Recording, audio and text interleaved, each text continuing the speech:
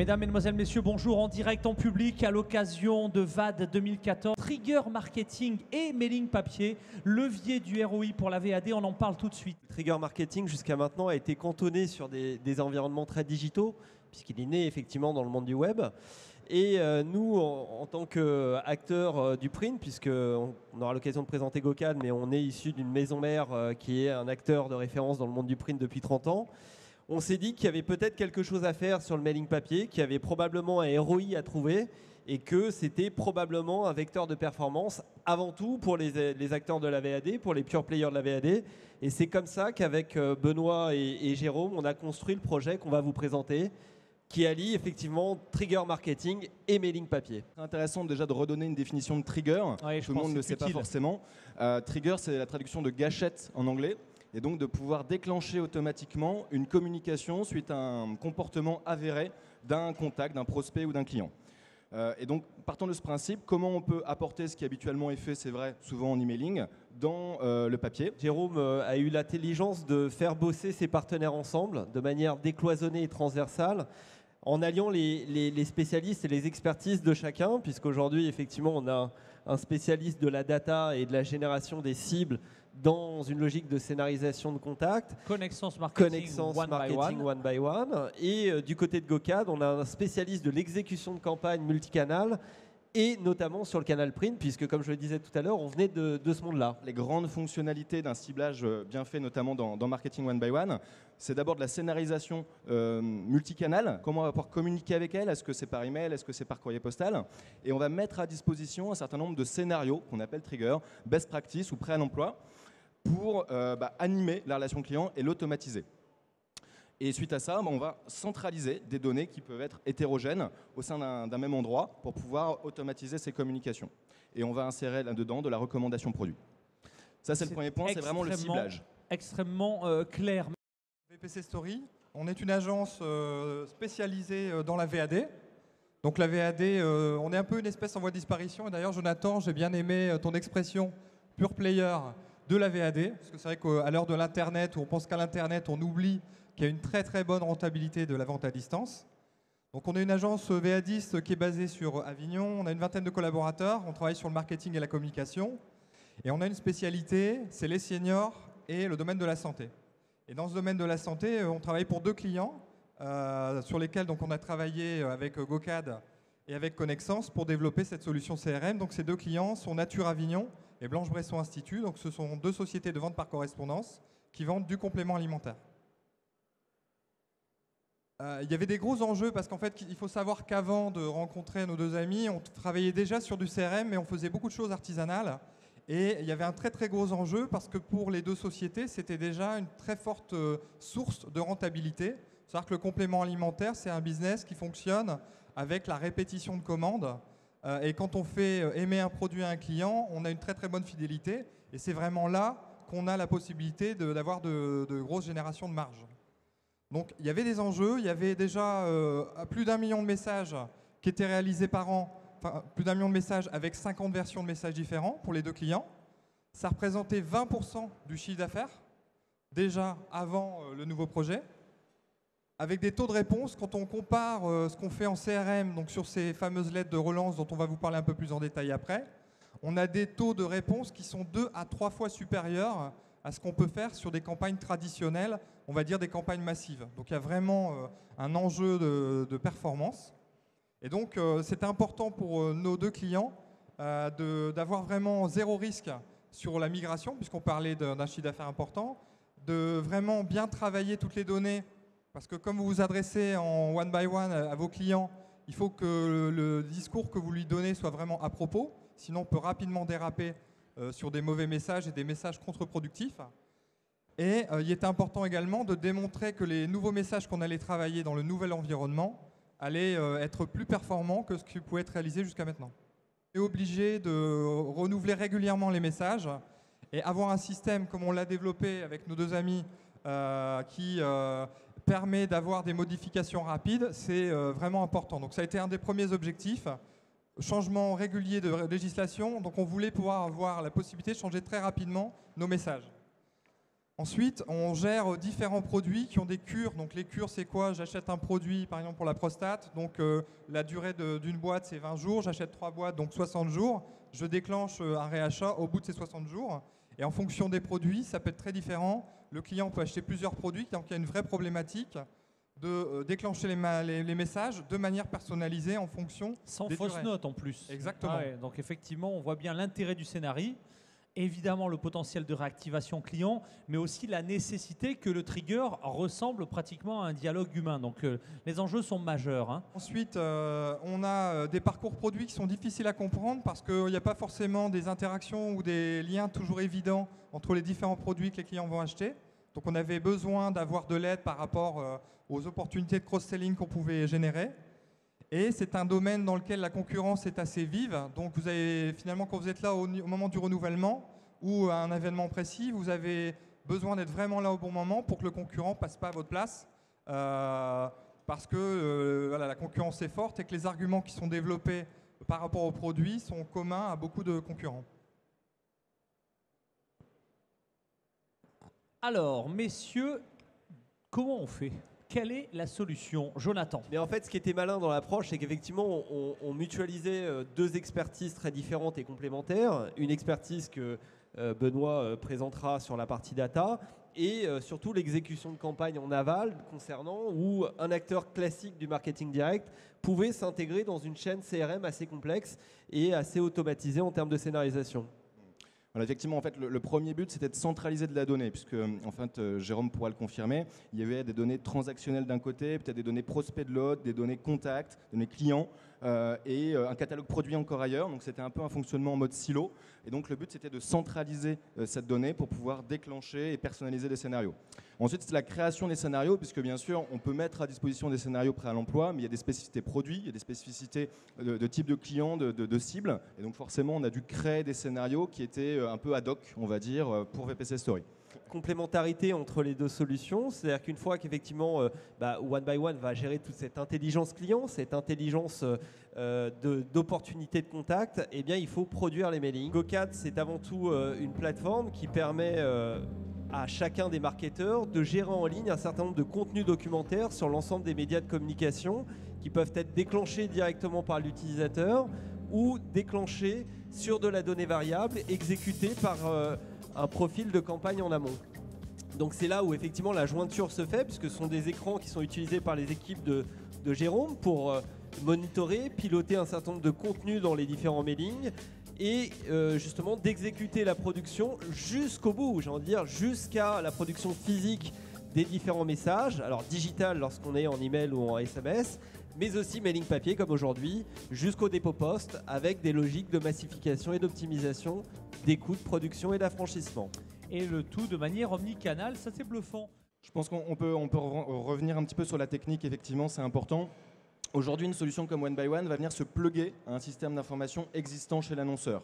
Le principe, en fait, c'est de ne pas le métamorphoser, de ne pas le changer et d'aller chercher la donnée où elle se trouve pour aller l'héberger à un autre endroit pour pouvoir l'exploiter, notamment par l'intermédiaire des triggers. Et ensuite, on va envoyer ces ciblages avec les critères de personnalisation, avec de la recommandation produit one-to-one à un exécutant de campagne, par exemple un imprimeur, par exemple une société qui fait du one-to-one en papier. Par exemple GoCad. Par exemple GoCad. La donnée variable, une fois qu'elle est générée par un prestataire comme Connexence, il va falloir la matérialiser graphiquement et l'imprimer, la router par la poste avec un message qu'on va vouloir le plus performant possible, graphiquement, d'un point de vue rédactionnel, d'un point de vue pertinence et personnalisation client. Personnalisation dynamique, taille d'image variable, personnalisation contextuelle, Absolument. couche à gérer. Toute la donnée variable, tout va être géré et surtout piloté automatiquement par les données qui vont être poussées par Connexence, la plateforme d'automatisation GoCad qui va gérer toute la mise en forme des contenus et l'exécution de campagne jusqu'à la remontée des statuts de production qui remonteront pour gérer la pression commerciale. C'est ce qui explique très facilement le petit schéma que vous voyez précédemment. L'idée, c'est d'accompagner le client dans tout son parcours. Donc évidemment, nouveau client, on va d'abord, que ce soit un nouveau client ou un client qui a passé commande, on va d'abord lui remercier de sa commande. Ensuite, on a ce système où nos clients, quand ils passent commande, ils ont donc des durées de cure qui ont été achetées. Donc on va, en fonction de chacun des produits, relancer son client. Si j'achète plusieurs produits, on peut être amené à lancer plusieurs courriers. Donc ça, c'est une deuxième étape. Donc ça, c'est quand tout se passe bien, le client commande une première fois, recommande régulièrement, on lui revend systématiquement son produit, on lui fait aussi découvrir d'autres produits en cross-selling. Après, il y a les clients qui ne recommandent pas. Donc là, le principe, ça va être de relancer son client effectivement en fonction, avec des offres commerciales qui sont de plus en plus puissantes. L'idée, c'est de savoir si le client il n'est intéressé que, entre guillemets, par sa pathologie dans laquelle il est entré, ou s'il y a une opportunité de l'aiguiller vers d'autres pathologies. Donc toute l'astuce du système, ça va être aussi de mélanger les messages, parfois lui parler de la pathologie qu'il connaît et sur lesquelles il a consommé des produits, et parfois lui parler d'une autre pathologie qui pourrait l'amener à découvrir d'autres produits. Donc ça se fait en plage de perso dynamique. Il est sur un domaine, vous allez pousser d'autres data, du texte, voire de l'image qui peuvent, l'image légendée, l'orienter vers de l'upsell ou du cross-selling. Quoi. Exactement, à la fois dans le message et puis au fur et à mesure des relances, les on va jouer sur les apprécieront. différents. Exactement. Vous avez vu, ils sont hyper créatifs en parcours client, en cycle de vie. Vous avez vu toutes les arbres décisionnels qu'ils ont pensé en amont. Donc derrière, il faut produire ces messages-là. Il ne faut pas que ça fasse parfois 20 cm Il ne faut pas que ça fasse 12, plus de 35 grammes dans une enveloppe. Il ne faut pas que ça fasse des posters. Et en fait, il y a eu une logique de standardisation et de création dynamique de templates permettant sur 3 templates uniquement d'héberger 72 triggers postaux différents qui vont gérer tous les cycles de vie sur différentes marques de VPC Story, les 2 marques que Jérôme a présentées en début de conférence, et tout un cycle de vie client extrêmement varié, qui vont aller de l'upsell, du cross-sell, du réappro produit, des fêtes anniversaires, etc. J'y aperçois toutes les composantes du message de marketing, c'est-à-dire la lettre, la brochure et le bon de commande. Et le bon de commande pré-personnalisé en fonction des produits recommandés par One by One. Ouais, donc c'est impressionnant. Et tout est couché sur la même ligne de prod ? Tout à fait, tout est fait online et tout est fait en web et en automatique, c'est-à-dire via la plateforme que vous avez vue. Tout est programmé en termes de composition dynamique des documents et d'exécution de campagne jusqu'au dépôt poste et la remontée d'informations. Impressionnant. Benoît. Juste pour revenir, 72 triggers, c'est assez énorme. On a une quinzaine de clients aujourd'hui sur Marketing One by One. Je pense que 72 triggers, c'est un peu la palme en termes de nombre de triggers. Et encore, on n'a pas fini, je pense. On va le battre. Je pense qu'on va le battre rapidement. Les chefs de projet marketing qui mettent à jour les contenus, présentent les offres, gèrent et managent tout le référentiel produit, une base produit de, je crois, une centaine de produits différents, avec une logique de standardisation des formats, parce que là, vous voyez, c'est un split écran avec 2 marques différentes, mais sur des formats qui se ressemblent. Pourquoi ? Parce que l'objectif de ce type d'approche, c'est qu'au final, ça coûte moins cher en production et en affranchissement pour financer l'intelligence marketing. Et pour ça, il faut optimiser, standardiser les formats pour produire dans le flux. Et on a conçu avec les équipes une interface métier, leur permettant, comme vous le voyez très rapidement sur les imprimes écrans, de gérer en ligne, en toute autonomie, toutes les mises à jour produits, réglementaires, mentions légales, visuels, nouveaux produits, nouvelles offres, nouveaux couplages d'offres, etc., etc., et de les intégrer directement dans l'outil de gestion de campagne. Donc ça veut dire qu'on a un premier pilotage en amont qui permet de gérer ces campagnes, de les adapter au fur et à mesure, sur la base des résultats que l'on observe grâce à la plateforme One by One. Le principe du trigger, c'est de pouvoir mesurer sa performance. Donc nous, on accompagne nos clients justement pour définir ces indicateurs. Est-ce que c'est plus pertinent de parler en chiffre d'affaires additionnel, en taux de clic pour l'email, en ouverture ? Ici, j'ai mis les 3 exemples pour 3 triggers, un merci, fête de prénom et réapprovisionnement dont parlait tout à l'heure Jérôme. Les chiffres ne sont pas les chiffres de VPC Story, c'est complètement confidentiel. Malheureusement, on ne peut pas les communiquer. Ouais. Enfin, on a quand même compris qu'ils étaient... On ne va pas se plaindre. Plutôt, voilà. Toujours est-il qu'en fait, pour arriver à ce type de chiffres, donc qui sont ici, on va dire un peu exotiques, on mesure un taux de retour, on regarde les volumes et à chaque fois, on met 10-15% de la population en gelée, en témoin. Et on regarde combien cette population génère de chiffre d'affaires additionnel par rapport aux animés. Et puis ensuite, on va avoir de l'A/B testing sur les éligibles qui reçoivent une communication avec de la recommandation produit, et puis les éligibles qui reçoivent la même communication sans recommandation produit. Ce qui nous permet de mesurer un panier supérieur peut-être pour l'un des 2 messages, un chiffre d'affaires additionnel, et puis un taux de retour bien sûr différent. Et on a compris que la fête du prénom, c'est pas mal. Hein. C'est pas mal, ouais. Nous autres marketeurs, on va dire, de l'ancienne école, on sait bien que le papier est 10 fois plus puissant en termes de performance que ne l'est l'email. Donc après, le tout, c'est de trouver les bons leviers pour vraiment faire ce que finalement on a toujours voulu faire au niveau du marketing direct. On a dit le marketing direct, c'est de la personnalisation. On a toujours voulu le faire et aujourd'hui, on le fait. Nous, entre nous, on a l'habitude de dire, ça y est, maintenant on fait du Amazon papier. Donc la boucle est bouclée. Je voulais féliciter nos deux amis ici présents parce que c'était finalement un projet effectivement pas simple à mettre en place. Et je trouve qu'il y a une très bonne synergie entre les deux sociétés, entre GoCAD et Connexence. Et je pense que c'est un des facteurs de succès parce que nous, ça nous permet d'avoir un prestataire unique qui va gérer à la fois la donnée puis la production derrière. Et ça nous évite d'avoir à régler des problèmes incessants entre deux prestataires qui se renverraient la balle systématiquement pour dire c'est pas un problème de données, c'est un problème de production, c'est pas un problème de production, c'est un problème de données, etc. Donc c'était la première fois qu'il y avait ce travail en coopération. Moi, je trouvais vraiment très intéressant dans le projet, c'est le côté ultra personnalisé des messages papier. C'est-à-dire qu'on a l'habitude, notamment sur les sites web ou par l'intermédiaire de l'email, d'avoir une personnalisation dynamique très forte, one-to-one. Et c'est vrai qu'aujourd'hui, on n'avait pas la possibilité avec nos clients d'aller aussi loin dans le papier. Et c'est grâce à VPC Story qu'on a monté ce partenariat avec GoCAD et qu'on a pu voir que c'était possible de le faire dans le papier.